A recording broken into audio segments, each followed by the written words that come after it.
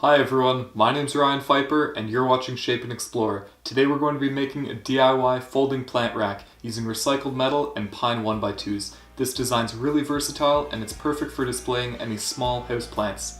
Let's get started.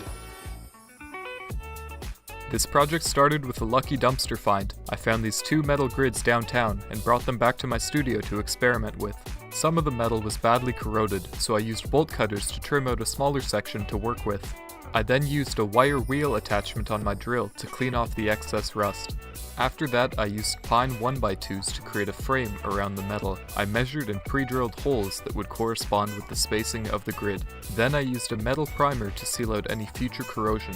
I also think that the white color gives the piece a nice finished and modern look.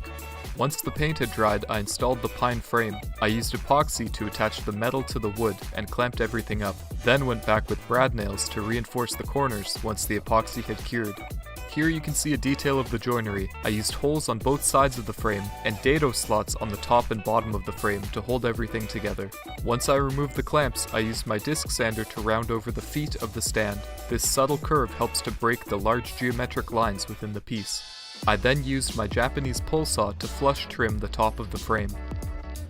After that, I used wood filler to hide the holes from the brad nails. Once the wood filler had dried, I sanded the top of the frame flush. I also used a sanding block to smooth out the edges of the frame. I finished the pine frame with Minwax polyacrylic in clear satin. It provides a great low-gloss finish that doesn't discolor the wood. In total, I applied 3 coats, sanding lightly with 220 grit in between. Off camera, I produced a second pine frame. This second frame features horizontal supports and will be used to complete the A-frame design. The 2 frames will be joined at the top using a piano hinge. I lined up the hinge and used a Sharpie to mark out the final length.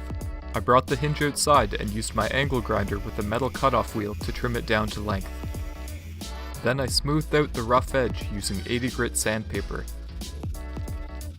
When installing the hinge, I started by pre-drilling and adding screws to the center holes. This allowed me to line everything up before installing the rest of the screws.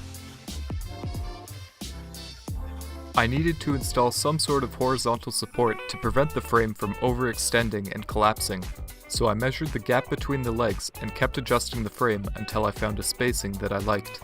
Then I marked out this final position. I used leather straps to connect both sides of the frame, and I used a screw with a washer to make sure that the leather wouldn't slip away. I pre-drilled through the pine, then poked through the leather. This made it a lot easier when I screwed everything into place. I repeated this process on the other side, and made sure to trim off the excess leather at the end. With the straps in place, the piece was able to stand on its own.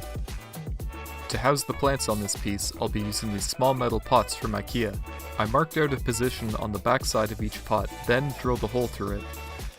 This hole allows the metal pot to be mounted using a small S-hook. This piece is extremely versatile and you can mount pots wherever you'd like. With all of the pots prepped, the piece was done.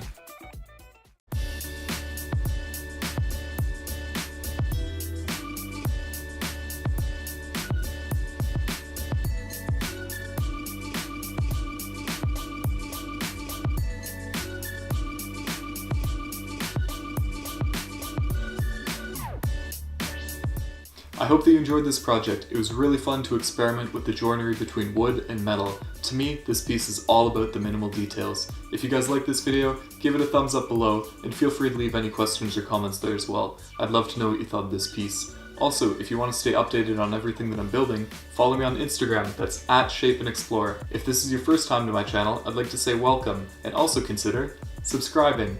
That way you can stay up to date on all my newest builds. Thanks again for watching, and I'll see you next time on Shape and Explore.